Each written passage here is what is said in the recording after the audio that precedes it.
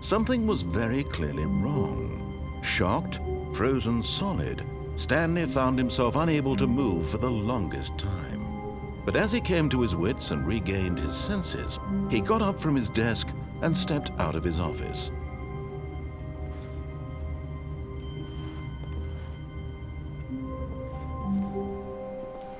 All of his co-workers were gone. What could it mean? Stanley decided to go to the meeting room. Perhaps he had simply missed a memo.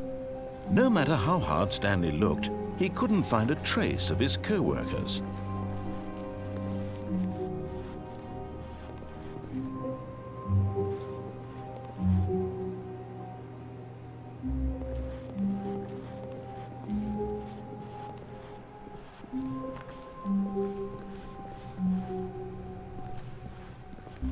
When Stanley came to a set of 2 open doors, he entered the door on his left.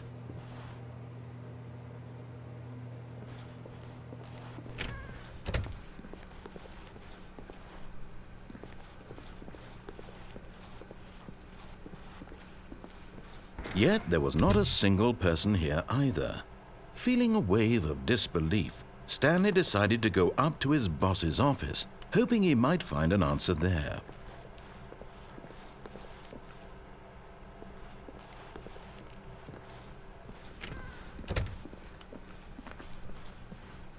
Coming to a staircase, Stanley walked upstairs to his boss's office.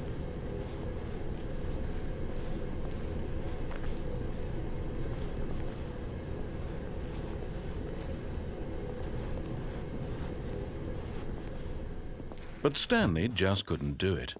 He considered the possibility of facing his boss, admitting he had left his post during work hours. He might be fired for that. And in such a competitive economy, why had he taken that risk? All because he believed everyone had vanished? His boss would think he was crazy. And then something occurred to Stanley. Maybe, he thought to himself, maybe I am crazy. All of my co-workers blinking mysteriously out of existence in a single moment for no reason at all? None of it made any logical sense. And as Stanley pondered this, he began to make other strange observations. For example, why couldn't he see his feet when he looked down? Why did doors close automatically behind him wherever he went? And for that matter, these rooms were starting to look pretty familiar. Were they simply repeating? No, Stanley said to himself, this is all too strange. This can't be real. And at last, he came to the conclusion that had been on the tip of his tongue. He just hadn't found the words for it. "I'm dreaming!" he yelled. "This is all a dream." Oh, what a relief Stanley felt to have finally found an answer, an explanation. His co-workers weren't actually gone. He wasn't going to lose his job. He wasn't crazy after all. And he thought to himself, I suppose I'll wake up soon. I'll have to go back to my boring real-life job pushing buttons. I may as well enjoy this while I'm still lucid. So he imagined himself flying and began to gently float above the ground. Then he imagined himself soaring through space on a magical starfield, and it too appeared. It was so much fun, and Stanley marveled that he had still not woken up. How was he remaining so lucid? And then perhaps the strangest question of them all entered Stanley's head. One he was amazed he hadn't asked himself sooner. Why is there a voice in my head dictating everything that I'm doing and thinking? Now the voice was describing itself being considered by Stanley, who found it particularly strange.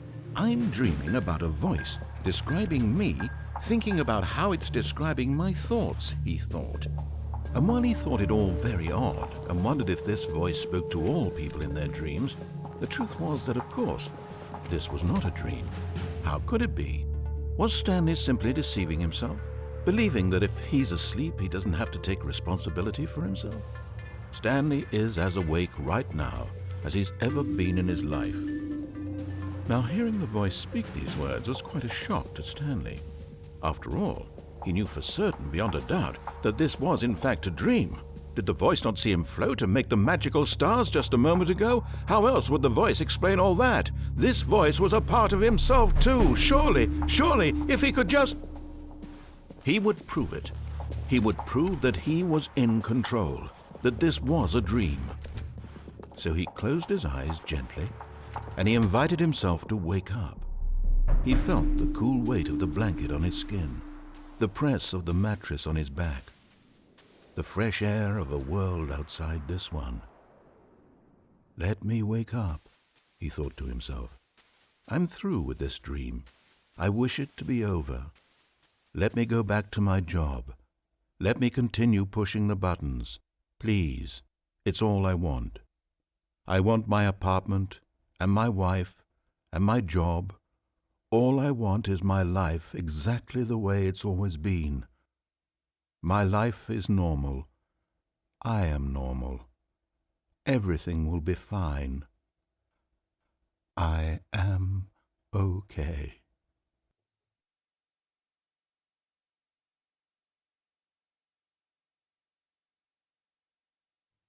Stanley began screaming. Please, someone, wake me up. My name is Stanley. I have a boss. I have an office. I am real. Please, just someone tell me I am real. I must be real. I must be. Can anyone hear my voice? Who am I? Who am I? And everything went black.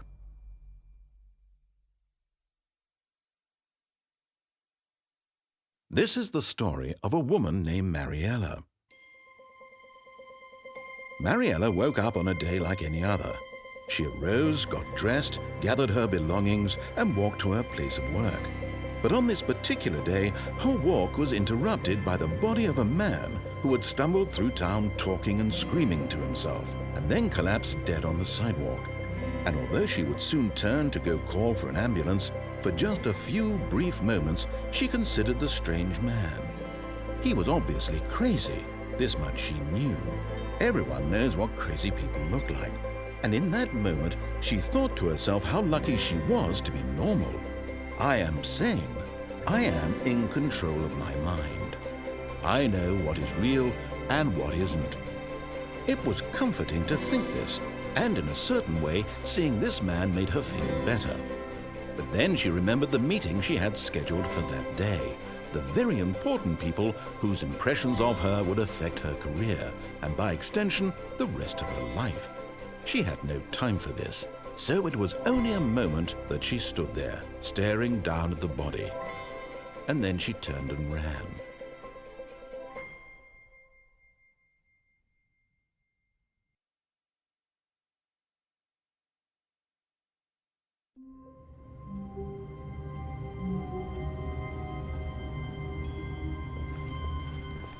All of his co-workers were gone. What could it mean? Stanley decided to go to the meeting room. Perhaps he had simply missed a memo.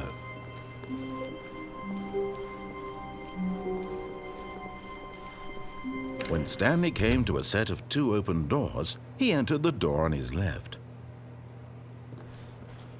This was not the correct way to the meeting room, and Stanley knew it perfectly well. Perhaps he wanted to stop by the employee lounge first, just to admire it. Ah, yes, truly a room worth admiring. It had really been worth, but eager to get back to business, Stanley took the first open door on his left.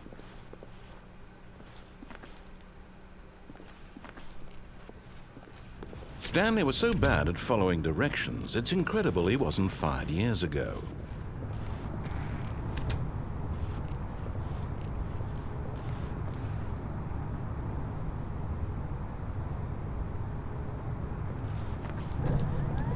Look, Stanley, I think perhaps we've gotten off on the wrong foot here. I'm not your enemy, really, I'm not. I realize that investing your trust in someone else can be difficult, but the fact is that the story has been about nothing but you all this time. There's someone you've been neglecting, Stanley. Someone you've forgotten about. Please, stop trying to make every decision by yourself. Now, I'm not asking for me, I'm asking for her. This is it, Stanley. Your chance to redeem yourself, to put your work aside, to let her back into your life. She's been waiting. That's her, Stanley. You need to be the one to do this, to reach out to her. If you can truly place your faith in another, then pick up the phone.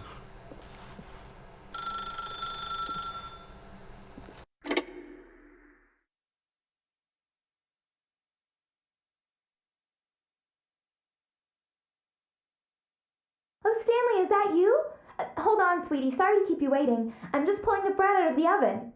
All right. Okay, there we go. All right, now, I want you to come in and tell me all about your day. Gotcha! Oh, come on. Did you actually think you had a loving wife who'd want to commit their life to you? I'm trying to make a point here, Stanley. I'm trying to get you to see something. Come inside. Let me show you what's really going on here.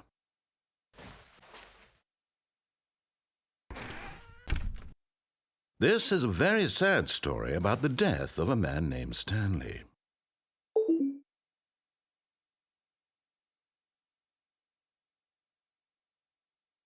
Stanley is quite a boring fellow. He has a job that demands nothing of him, and every button that he pushes is a reminder of the inconsequential nature of his existence.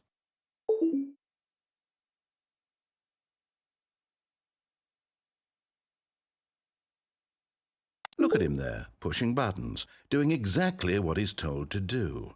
Now he's pushing a button. Now he's eating lunch. Now he's going home. Now he's coming back to work. One might even feel sorry for him, except that he's chosen this life. But in his mind, he can go on fantastic adventures. From behind his desk, Stanley dreamed of wild expeditions into the unknown, fantastic discoveries of new lands. It was wonderful, and each day that he returned to work was a reminder that none of it would ever happen to him. And so he began to fantasize about his own job. First, he imagined that one day while at work, he stepped up from his desk to realize that all of his co-workers, his boss, everyone in the building had suddenly vanished off the face of the earth. The thought excited him terribly. So he went further. He imagined that he came to two open doors and that he could go through either. At last, choice. It barely even mattered what lay behind each door. The mere thought that his decisions would mean something was almost too wonderful to behold.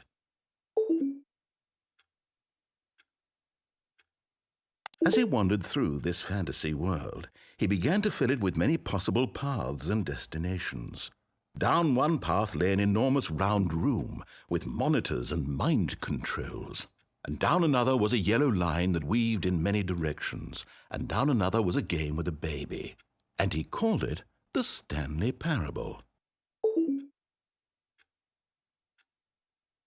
It was such a wonderful fantasy, and so in his head he relived it again, and then again, and again, over and over, wishing beyond hope that it would never end, that he might always feel this free. Surely there's an answer down some new path, mustn't there be? Perhaps if he played just one more time. But there is no answer. How could there possibly be? In reality, all he's doing is pushing the same buttons he always has. Nothing has changed. The longer he spends here, the more invested he gets, the more he forgets which life is the real one. And I'm trying to tell him this, that in this world he can never be anything but an observer, that as long as he remains here, he's slowly killing himself. But he won't listen to me. He won't stop. Here, watch this. Stanley, the next time the screen asks you to push a button, do not do it.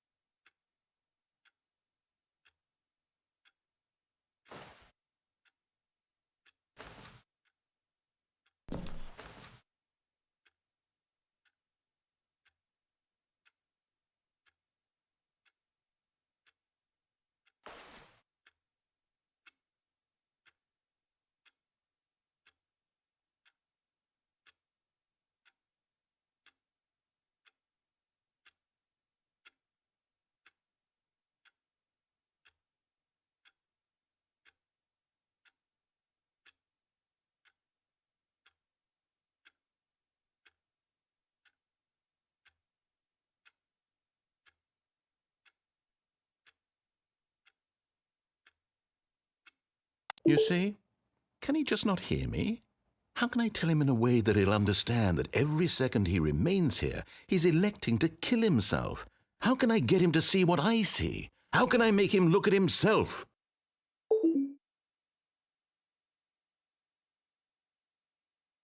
I suppose I can't, not in the way I want him to. But I don't make the rules. I simply play to my intended purpose, the same as Stanley. We're not so different, I suppose. I'll try once more to convey all this to him. I'm compelled to.